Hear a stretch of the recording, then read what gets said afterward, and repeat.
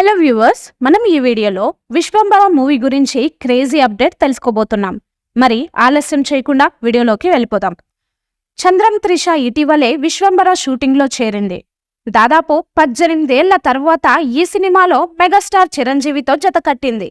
గతంలో మురుగదాస్ దర్శకత్వంలో చిరంజీవి సరసన స్టాలిన్ చిత్రంలో నటించింది. ప్రస్తుతం ఆమె విశ్వంబరలో హీరోయిన్గా అదరగొట్టనుంది. ఈ చిత్రంలో త్రిషతో పాటు ఈషా చావ్లా, సురభి, రమ్య పసుపులేటి కూడా నటిస్తున్నారు. తాజా సమాచారం ప్రకారం ఈ సినిమాలో త్రిష ద్విపాత్రాభినయం చేస్తున్నట్లు సమాచారం. కథ ప్రకారం ఆమె తల్లి కూతురుగా నటిస్తున్నట్లు సమాచారం. అయితే అందులో నిజం లేనట్లు తెలుస్తోంది. దర్శకుడు వశిష్ఠ్ ఈ ప్రాజెక్ట్ను హ్యాండిల్ చేస్తున్న విధానం పట్ల చిరంజీవి గారు హర్షం వ్యక్తం చేస్తున్నారు. ఇప్పటికే ఒక పాట చిత్రీకరణ పూర్తయింది. చిరంజీవి త్రిషపై రెండో పాటను త్వరలో చిత్రీకరించనున్నారు. ఇందుకు ఎంఎం కీరవాణి సంగీతం సమకూర్చారు.